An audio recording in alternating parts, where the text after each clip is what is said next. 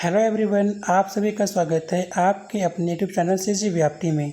आज हम लोग कवर करेंगे भारत के प्राचीन इतिहास के मोस्ट इम्पॉर्टेंट एमसीक्यूज जो कि आगामी परीक्षा की दृष्टि से बहुत ही इम्पॉर्टेंट है।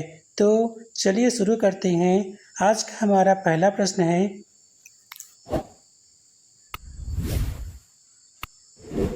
सिंधु घाटी सभ्यता का प्रसिद्ध विशाल स्नानागार ग्रेट बाथ निम्नलिखित में से किस पुरा स्थल से प्राप्त हुआ है?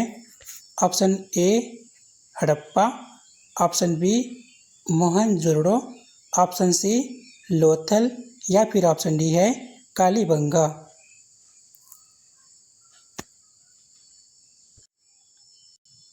इस प्रश्न का सही उत्तर है ऑप्शन बी मोहनजोदड़ो। ठीक है जी, इसकी व्याख्या को देखते हैं।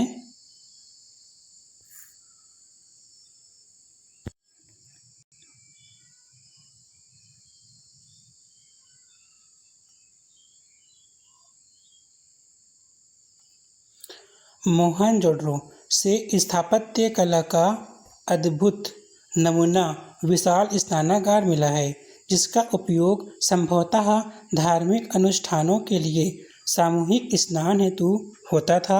इसके चारों ओर गैलरी और कमरे क्या है बने हुए थे। हड़प्पा, यहाँ से विशाल अन्नागार और कब्रिस्तान 837 मिले हैं, लेकिन स्नानागार यहाँ नहीं पाया गया है। लोथल, यह क्या है सिंधु सभ्यता का बंदरगाह या फिर गोदीवाड़ा क्षेत्र था। और कालीबंगा, यहाँ से जुते हुए खेत के साक्ष्य मिले हैं और साथ ही साथ अग्नि वेदिकाओं के प्रमाण मिले हैं। अगला प्रश्न है,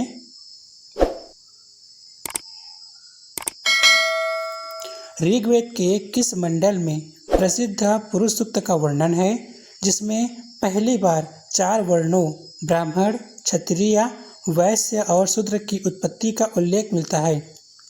ऑप्शन ए तृतीय मंडल, ऑप्शन बी 7वां मंडल, ऑप्शन सी है 9वां मंडल या फिर ऑप्शन डी है 10वां मंडल। इस प्रश्न का सही उत्तर है ऑप्शन डी 10वां मंडल। इसकी व्याख्या को देखते हैं।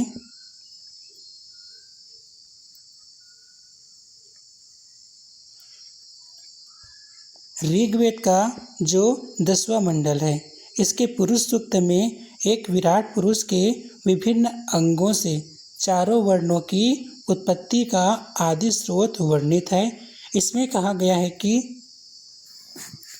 उस विराट पुरुष के मुख से ब्राह्मण का, भुजा से क्षत्रिय का और जंघा से वैश्य का तथा पैरों से शूद्रों की उत्पत्ति हुई है। ठीक है, अब देखेंगे ऋग्वेद के तीसरे मंडल में क्या है।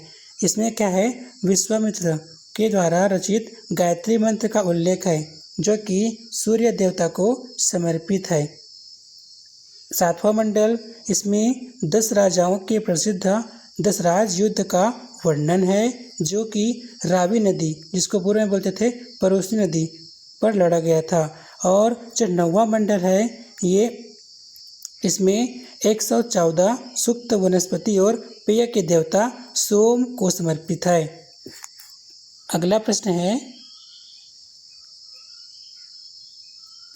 जैन धर्म के प्रथम तीर्थंकर और संस्थापक ऋषभदेव, जिन्हें आदिनाथ भी कहा जाता है, का प्रतीक चिन्ह निम्नलिखित में से क्या है? ऑप्शन ए सांप, ऑप्शन बी सिंह, ऑप्शन सी सांड या फिर ऑप्शन डी हाथी। इस प्रश्न का सही उत्तर है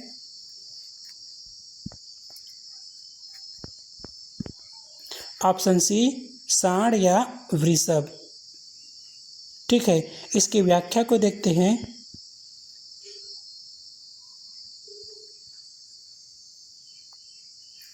प्रथम तीर्थंकर ऋषभदेव का नाम ही वृषभ से जुड़ा है और उनका प्रामाणिक जैन प्रतीक चिन्ह सांड बुल है। जैन परंपरा के अनुसार कुल 24 तीर्थंकर हुए, जिनमें महावीर अंतिम थे। ठीक है, सांप, यह 23वें तीर्थंकर भगवान पार्श्वनाथ के प्रतीक चिन्ह है। सिंह शेर, यह 24वें तीर्थंकर, ठीक है, महावीर स्वामी का प्रतीक चिन्ह है। और हाथी, यह जैन धर्म के दूसरे तीर्थंकर अजितनाथ का प्रतीक चिन्ह है। अगला प्रश्न देखते हैं। महात्मा बुद्ध ने अपना प्रथम उपदेश सारनाथ में दिया था, ठीक, जिसे बौद्ध ग्रंथों में धर्म चक्र प्रवर्तन कहा जाता है। उन्होंने यह उपदेश किस भाषा में दिया था? ऑप्शन ए है संस्कृत भाषा, ऑप्शन बी है पाली भाषा, ऑप्शन सी है प्राकृत भाषा या फिर ऑप्शन डी है अर्धमागधी भाषा। इस प्रश्न का सही उत्तर है ऑप्शन बी पाली भाषा। इसकी व्याख्या को देखते हैं।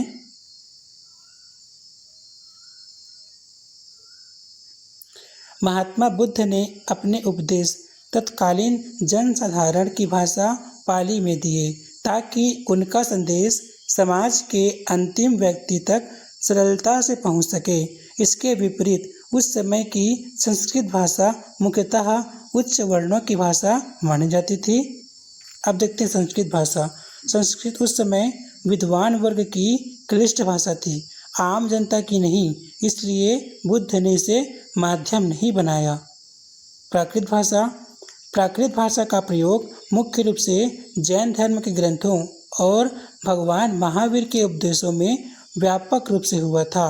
और तीसरा है अर्धमागधी भाषा। यह प्राकृत का ही एक क्षेत्रीय रूप है जिसका झुकाव जैन धार्मिक साहित्य की ओर अधिक था। ठीक है, अगला प्रश्न देखते हैं। दक्षिण भारत के इतिहास में संगम काल के दौरान आयोजित प्रथम संगम की अध्यक्षता निम्नलिखित में से किस ऋषि के द्वारा की गई थी?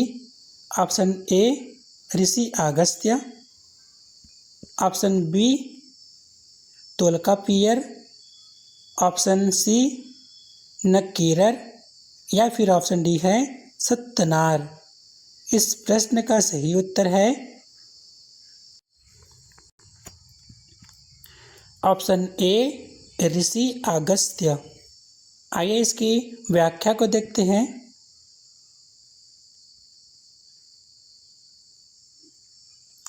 परंपरागत मान्यताओं के अनुसार मदुरै में आयोजित प्रथम संगम की अध्यक्षता महान संस्कृति के प्रणेता ऋषि अगस्त्य ने की थी। इस संगम को देवताओं और संतों का संरक्षण प्राप्त था, परंतु इसकी कोई भी रचना वर्तमान में जीवित नहीं है। अब देखेंगे तोलकापियर। ये ऋषि अगस्त्य के शिष्य थे। इन्होंने द्वितीय संगम के दौरान प्रसिद्ध तमिल व्याकरण तोलकापियम की रचना की थी। अब देखेंगे नक्कीरर। इन्होंने पांड्य राजाओं के संरक्षण में आयोजित तृतीय और अंतिम संगम की अध्यक्षता की थी। और सत्तनार। सत्तनार एक प्रसिद्ध बौद्ध तमिल कवि थे जिन्होंने मणिमेखले महाकाव्य की रचना की थी। अगला प्रश्न देखते हैं। सिकंदर महान ने 326 ईसा पूर्व में हाइडेस्पीज के युद्ध में पंजाब के किस राजा को पराजित किया था? ऑप्शन ए है आम्भी, ऑप्शन बी है चंद्रगुप्त मौर्य, ऑप्शन सी है राजा पौरस या पुरु, ऑप्शन डी है राजा घनानंद। इस प्रश्न का सही उत्तर है ऑप्शन सी राजा पौरुष। इसकी व्याख्या देखते हैं। झेलम नदी के तट पर सिकंदर और राजा पौरस के बीच भयंकर युद्ध हुआ था। यूनानी इतिहासकार झेलम नदी को हाइडेस्पीज कहते हैं। पौरस की बहादुरी और स्वाभिमान से प्रभावित होकर सिकंदर ने उसका राज्य वापस कर दिया था और मित्रता कर ली थी। अब देखेंगे आम्भी के बारे में। आम्भी तक्षशिला के राजा आम्भी ने बिना लड़े ही सिकंदर के सामने आत्मसमर्पण कर दिया। ठीक है। और उसने सिकंदर को वचन दिया कि वह भारत के अन्य राज्यों को जीतने में उसकी सहायता करेगा। चंद्रगुप्त मौर्य। सिकंदर के आक्रमण के समय चंद्रगुप्त मौर्य शासक नहीं बना था। उस समय वे शिक्षा ग्रहण कर रहे थे अपने गुरु चाणक्य के पास। घनानंद मगध का तत्कालीन नंद शासक था, जिसकी विशाल सेना के भय से सिकंदर की सेना आगे नहीं बढ़ी। अगला प्रश्न देखते हैं।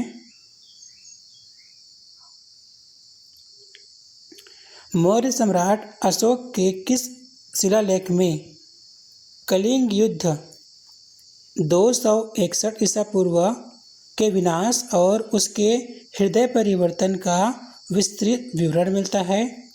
ऑप्शन ए प्रथम शिलालेख, ऑप्शन बी 5वां शिलालेख, ऑप्शन सी 9वां शिलालेख या फिर ऑप्शन डी 13वां शिलालेख।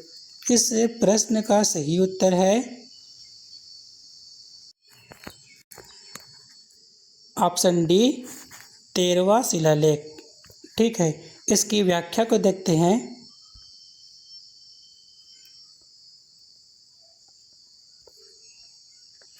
अशोक के 13वें बृहद शिलालेख में कलिंग विजय, उसके भयंकर नरसंहार, 1,00,000 मौतें और सम्राट के हृदय परिवर्तन का सजीव चित्रण है। इसमें 5 यवन राजाओं के नाम का भी उल्लेख है, जहां अशोक ने अपने धर्म के लिए दूत भेजे थे। अब देखेंगे प्रथम शिलालेख। इसमें पशु बलि की पूरी तरह से निंदा की गई है और उत्सवों पर प्रतिबंध लगाने की बात कही गई है। 5वां शिलालेख, इसमें समाज में नैतिक और धार्मिक उत्थान के लिए धम्म महामात्रों की नियुक्ति का उल्लेख मिलता है। अब देखेंगे 9वां शिलालेख। इसमें सच्चे शिष्टाचार, सच्ची भेंट और व्यर्थ के मंगलाचारों की निरर्थकता की समीक्षा की गई है। अगला प्रश्न देखते हैं।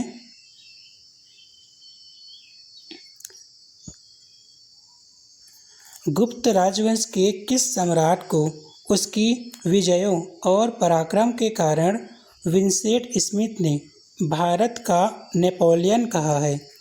ऑप्शन ए है चंद्रगुप्त मौर्य, ऑप्शन बी है समुद्रगुप्त, ऑप्शन सी है चंद्रगुप्त द्वितीय या फिर ऑप्शन डी है स्कंदगुप्त। इस प्रश्न का सही उत्तर है ऑप्शन बी समुद्रगुप्त। इसकी व्याख्या को देखते हैं।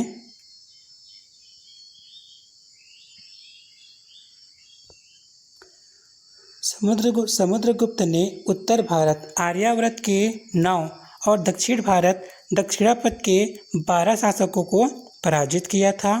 उसकी कभी न हारने वाली सैन्य नीतियों और साम्राज्यवादी विस्तार के कारण विंसेंट स्मिथ ने उन्हें भारत का नेपोलियन नाम दिया। ठीक है जी। अब देखेंगे चंद्रगुप्त प्रथम के बारे में। इन्होंने गुप्त संवत की शुरुआत की और महाराजाधिराज की उपाधि धारण की, परंतु स्मिथ ने इन्हें नेपोलियन नहीं कहा था। और देखेंगे चंद्रगुप्त द्वितीय के बारे में। इन्होंने शकों का समूल नाश करके सकारी की उपाधि धारण की थी। ठीक है, और उज्जैन को अपनी दूसरी राजधानी बनाई थी। अब देखेंगे स्कंदगुप्त के बारे में। स्कंदगुप्त के समय भारत पर बर्बर हुड़ों का भयंकर क्या हुआ था? आक्रमण हुआ था, जिसे उन्होंने सफलतापूर्वक विफल कर दिया था। अगला प्रश्न देखते हैं।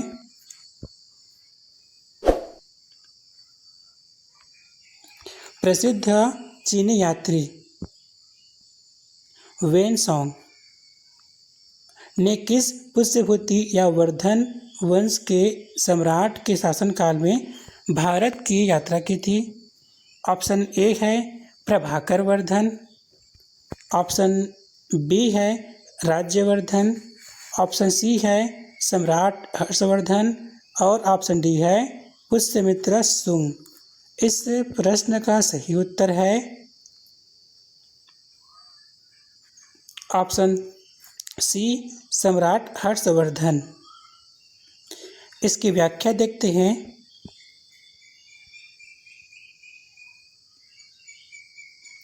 वेनसोंग 629 ईस्वी में भारत आया और लगभग 15 वर्ष रहा। उसने हर्षवर्धन के शासन, कन्नौज धर्म सभा और प्रयाग महामोक्ष परिषद का सजीव वर्णन अपनी यात्रा वृत्तांत सीयूकी में किया। वह नालंदा विश्वविद्यालय में पढ़ाई भी की थी, ठीक है, और वहाँ पढ़ाया भी था। अब देखेंगे प्रभाकर वर्धन के बारे में। ये कौन थे? हर्षवर्धन के बड़े भाई थे। ये कौन थे? हर्षवर्धन के पिता थे। प्रभाकर वर्धन इस वंश की स्वतंत्रता के जन्मदाता और शक्तिशाली राजा थे, परंतु वेनसोंग के पूर्व ही उनका निधन हो चुका था। अब देखेंगे राज्यवर्धन के बारे में। ये कौन थे? ये हर्षवर्धन के बड़े भाई थे राज्यवर्धन। इनकी हत्या गौड़ शासक शशांक ने की थी। इनका शासनकाल अत्यंत संक्षिप्त था। अब देखेंगे पुष्यमित्र शुंग के बारे में। ये कौन थे? तो शुंग वंश के महान शासक थे, ठीक है। पुष्यमित्र शुंग मौर्योत्तर काल के शुंग वंश के संस्थापक और ब्राह्मण शासक थे, जिनका चीनी यात्री से कोई संबंध नहीं है। अगला प्रश्न देखते हैं। एलोरा के सुप्रसिद्ध कैलाशनाथ मंदिर का निर्माण पसाड़ चट्टानों के ऊपर से नीचे की ओर काटकर किस राष्ट्रकूट शासक ने करवाया था? ऑप्शन ए है दंती दुर्ग,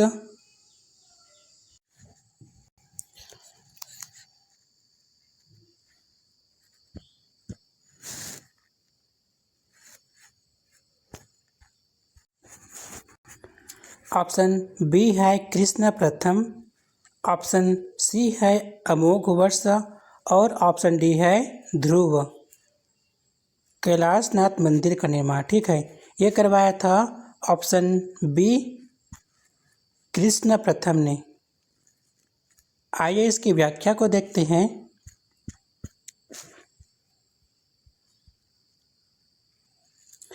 राष्ट्रकूट शासक कृष्ण प्रथम ने 8वीं शताब्दी में एलोरा महाराष्ट्र में एक विशाल पहाड़ी चट्टान को ऊपर से नीचे की ओर तराश कर विश्व प्रसिद्ध द्रविड़ शैली के कैलाश मंदिर का निर्माण करवाया था। यह स्थापत्य का बेजोड़ नमूना है। अब देखेंगे दंती दुर्ग के बारे में। दंती दुर्ग ने चालुक्यों की सत्ता उखाड़कर राष्ट्रकूट शासकों की क्या की थी? नींव रखी थी। लेकिन कैलाश मंदिर इन्होंने नहीं बनवाया था। अमोघवर्ष एक महान जैन धर्मावलंबी और शांतिप्रिय शासक थे, जिन्होंने कन्नड़ में कवि राजमार्ग की रचना की थी। ध्रुव राष्ट्रकूट वंश के पहले शासक थे, जिन्होंने उत्तर भारत के त्रिपक्षीय संघर्ष में भाग लेकर प्रतिहारों और पालों को पराजित किया था। अगला प्रश्न देखते हैं। सिंधु घाटी सभ्यता का स्थल लोथल, जो अपनी गोदीबाड़ा डॉकयार्ड के लिए फेमस है, वर्तमान भारत के किस राज्य में स्थित है? ऑप्शन ए है राजस्थान, ऑप्शन बी है गुजरात, ऑप्शन सी है पंजाब और ऑप्शन डी है हरियाणा। इस प्रश्न का सही उत्तर है ऑप्शन बी गुजरात। आइए इसकी व्याख्या को देखते हैं।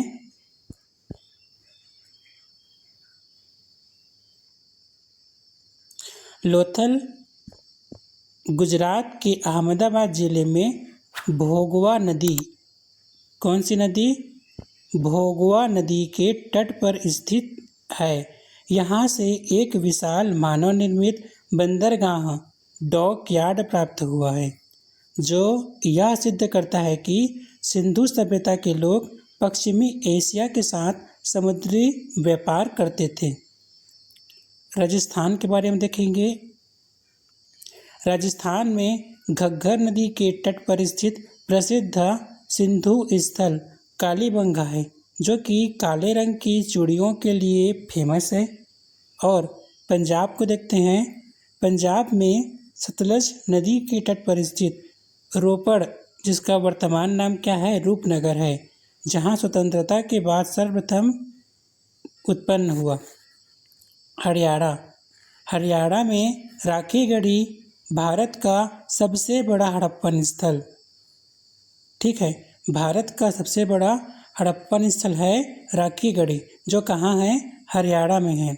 और बनावली जैसे महत्वपूर्ण स्थल इसी हरियाणा में स्थित है, ठीक है। अगला प्रश्न देखते हैं। वैदिक काल में अघन्या, जिसका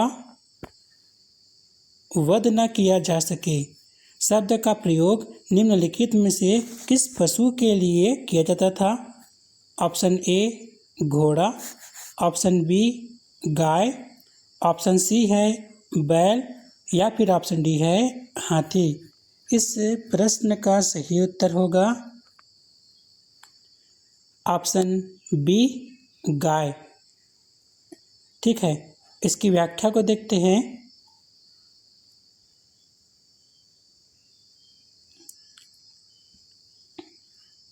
वैदिक अर्थव्यवस्था और समाज में गाय का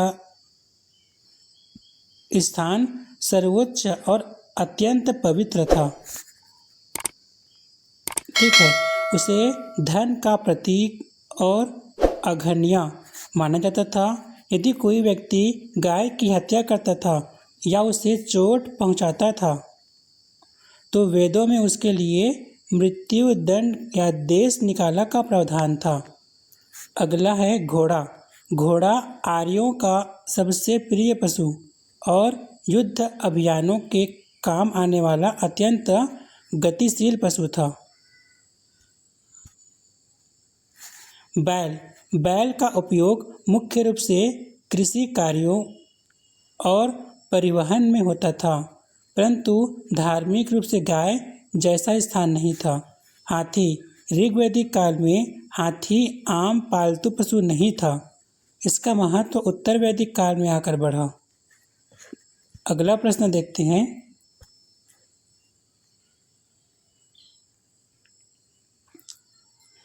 छठी शताब्दी ईसा पूर्व के 16 महाजनपदों की सूची हमें किस बौद्ध ग्रंथ से प्राप्त होती है? ऑप्शन ए दीर्घ निकाय, ऑप्शन बी अंगुत्तर निकाय, ऑप्शन सी महावंश, या फिर ऑप्शन डी है विनय पिटक। इस प्रश्न का सही उत्तर है ऑप्शन बी अंगुत्तर निकाय। आइए इसकी व्याख्या को देखते हैं।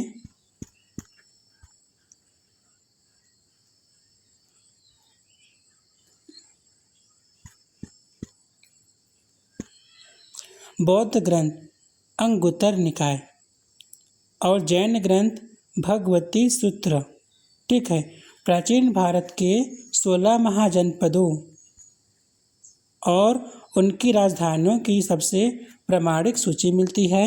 यह काल द्वितीय नगरीकरण के नाम से भी जाना जाता है। दीर्घ निकाय। दीर्घ निकाय में गौतम बुद्ध के लंबे उपदेश हैं। इसमें दार्शनिक विषयों का अधिक संकलन है। अब देखेंगे महावंश। महावंश श्रीलंका का एक ऐतिहासिक महाकाव्य है जो मौर्य काल और श्रीलंका के बौद्ध इतिहास पर प्रकाश डालता है। विनय पिटक। विनय पिटक में बौद्ध संघ के भिक्षुओं के लिए नियमों, आचार विचार और अनुशासन का संग्रह है। अगला प्रश्न को देखते हैं।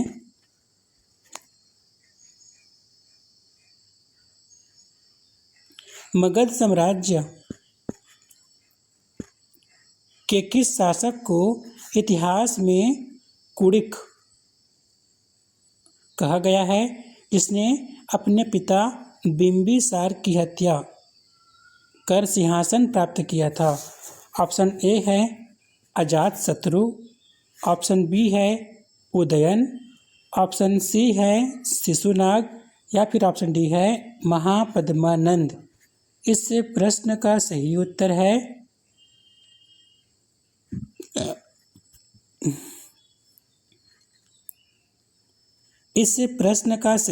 है ऑप्शन ए अजातशत्रु।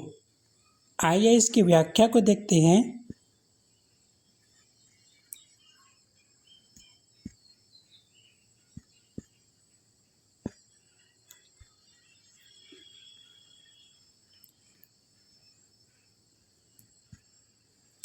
हर्यक वंश के अजातशत्रु को जैन और बौद्ध साहित्यों में कुड़िक कहा गया है।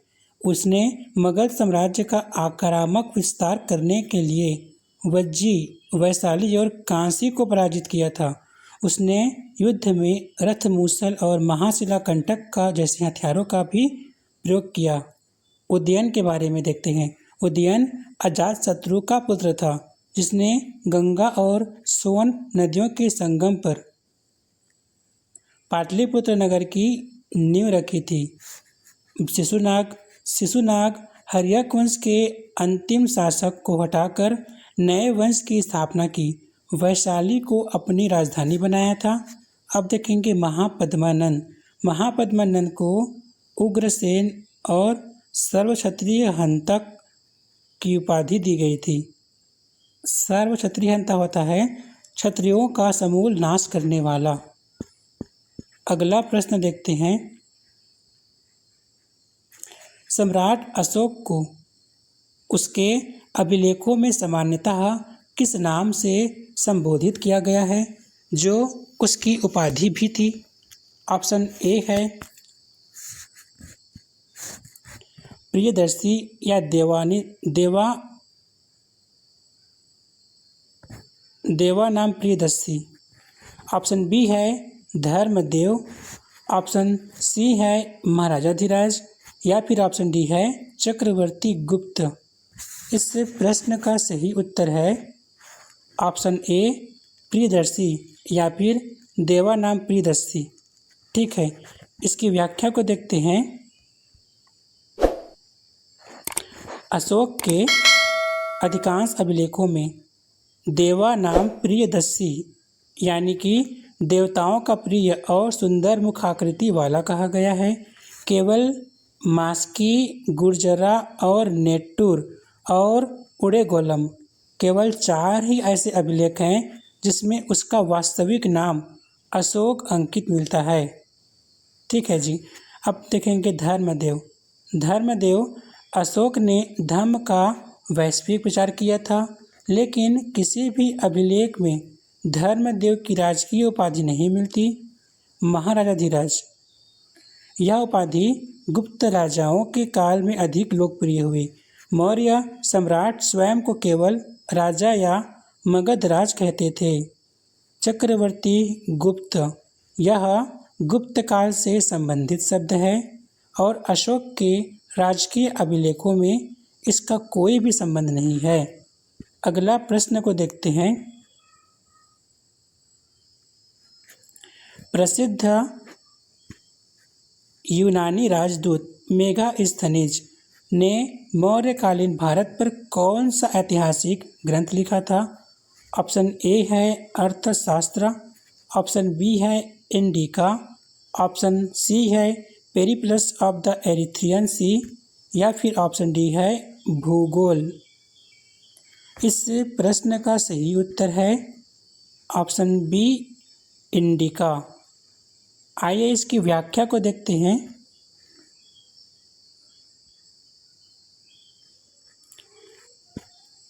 सेल्यूकस निकेटर के दूत Megasthenes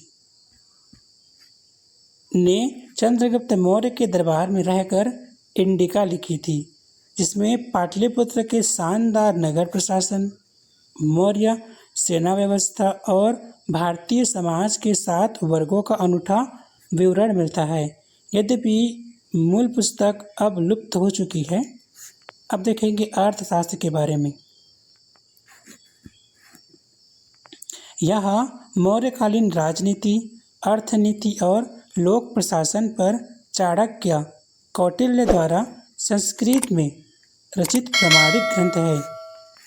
Periplus of the Erythraean सी यह किसी अज्ञात यूनानी रोमन नाविक द्वारा लिखित पुस्तक है जो हिंद महासागर में व्यापार और भारतीय बंदरगाहों का सटीक भौगोलिक जानकारी देती है।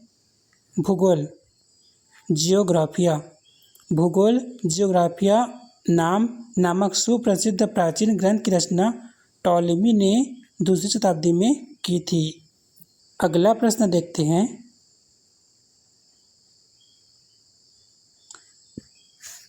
कनिष्क के शासनकाल में आयोजित चतुर्थ बौद्ध संगीति फोर्थ बुद्धिस्ट काउंसिल की अध्यक्षता किसने की थी? ऑप्शन ए है महाकश्यप, ऑप्शन बी है मोगलीपुत्र तिस्स, ऑप्शन सी है वसुमित्र या फिर ऑप्शन डी है शाकंभर। इस प्रश्न का सही उत्तर है option D, option C Vasumitra. ठीक है, इसकी व्याख्या को देखते हैं। कुषाण वंश के राजा कनिष्क के शासनकाल में कुंडल वन कश्मीर में हुई चौथी संगीति के अध्यक्ष वसुमित्र थे और महान विद्वान अश्वघोष जी इसके उपाध्यक्ष थे। इसी संगति में बौद्ध धर्म पूर्णतः हीनयान और महायान 2 स्पष्ट संप्रदायों में विभाजित हो गया था। महाकश्यप ने प्रथम बौद्ध संगीति की अध्यक्षता की थी जो अजातशत्रु के शासनकाल में राजगृह में आयोजित हुई थी। मोगलीपुत्र तिस्स इन्होंने सम्राट अशोक के संरक्षण में पाटलिपुत्र में तृतीय बौद्ध संगीति की अध्यक्षता की थी और कथा वस्तु को जोड़ा था। साबक मीर ने कालाशोक के काल में वैशाली में हुई द्वितीय बौद्ध संगीति की अध्यक्षता की थी। अगला प्रश्न देखते हैं।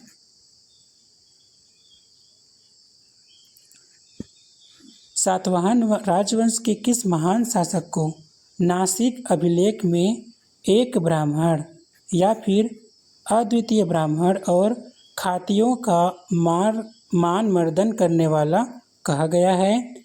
ऑप्शन ए है सिमुक, ऑप्शन बी है सातकर्णी प्रथम, ऑप्शन सी है गौतमीपुत्र सातकर्णी और ऑप्शन डी है यज्ञश्री सातकर्णी। इस प्रश्न का सही उत्तर है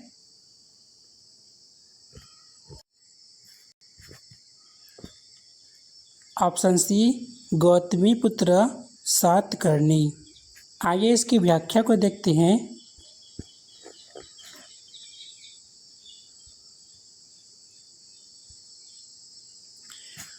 गौतमीपुत्र सातकर्णी सातवाहन वंश के 23वें राजा थे। ने शकों को राजा नहपान को हराया था और समाज में वर्ण व्यवस्था को पुनर्जीवित किया। नासिक प्रशस्ति में उनकी माता गौतमी बलश्री ने उन्हें एक ब्राह्मण या अद्वितीय ब्राह्मण और क्षत्रियों का मान मर्दन करने वाला कहा है। अब देखेंगे सिमुक कौन थे? सातवाहन वंश का मूल संस्थापक था जिसने कण्व वंश के अंतिम राजा सुशर्मा की हत्या करके सत्ता पाई थी। सातकर्णी प्रथम इन्होंने सातवाहन शक्ति का विस्तार किया और 2 अश्वमेध तथा 1 राजसूय यज्ञ करवाया था। यज्ञ सातकर्णी यह कौन थे? सातवाहन वंश के अंतिम शासक थे जिनके सिक्कों पर मछली और जलपोत जहाज का चित्र मिलता है। अगला प्रश्न देखते हैं।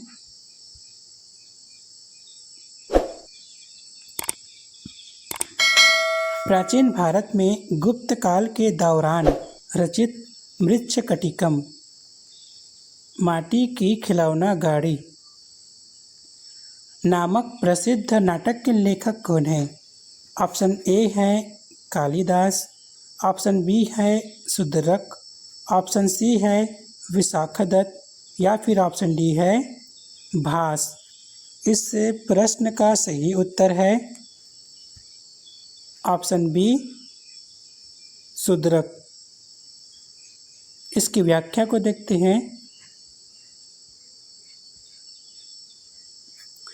महान कवि शुद्रक ने मृच्छकटिकम लिखा, जो गुप्तकालीन समाज की गुप्तचर व्यवस्था, न्याय व्यवस्था और एक निर्धन ब्राह्मण चारुदत्त व उज्जैन के प्रसिद्ध गणिका वसंत सेना के सच्चे प्रेम की यथार्थवादी सामाजिक कहानी प्रस्तुत करता है।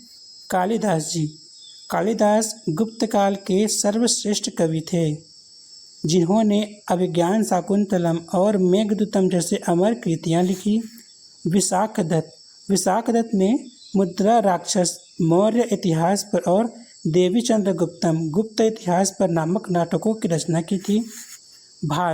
महाकवि भास ने स्वप्न वासवदत्ता और प्रतिज्ञा योगंधरायण जैसे भारत के सबसे शुरुआती नाटकों की रचना की थी। अगला प्रश्न देखते हैं। गुप्त संवत गुप्ता इरा की शुरुआत 319-320 ईस्वी में निम्नलिखित में से किस गुप्त सम्राट के द्वारा अपने राज्यारोहण के उपलक्ष्य में कराई गई थी? ऑप्शन ए है श्रीगुप्त, ऑप्शन बी है घटोत्कच, ऑप्शन सी है चंद्रगुप्त प्रथम या फिर ऑप्शन डी है समुद्रगुप्त। इस प्रश्न का सही उत्तर है ऑप्शन सी चंद्रगुप्त प्रथम। आइए इसकी व्याख्या को देखते हैं।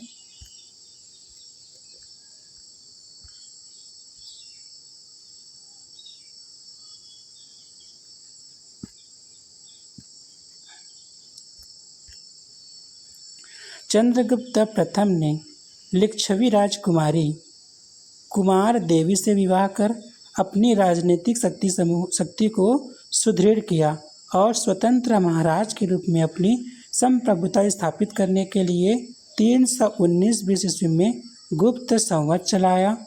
इन्होंने ही सर्वप्रथम महाराजाधिराज की उपाधि धारण की थी। श्रीगुप्त ये कौन है? तो ये गुप्त वंश के संस्थापक या फिर आदि पुरुष माना जाता है इनको। ठीक है, लगभग 275 ईस्वी के आसपास। ठीक है, इन्होंने केवल महाराज की उपाधि धारण की थी और सामंतवादी उपाधि ली थी। घटोत्कच ये कौन थे? श्रीगुप्त के पुत्र थे, जिसने केवल महाराज की उपाधि धारण की थी और वह गुप्तों का प्रारंभिक शासक था। Samudragupta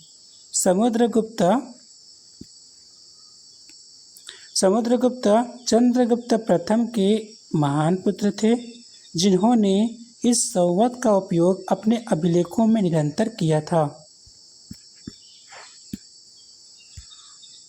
thank you so much.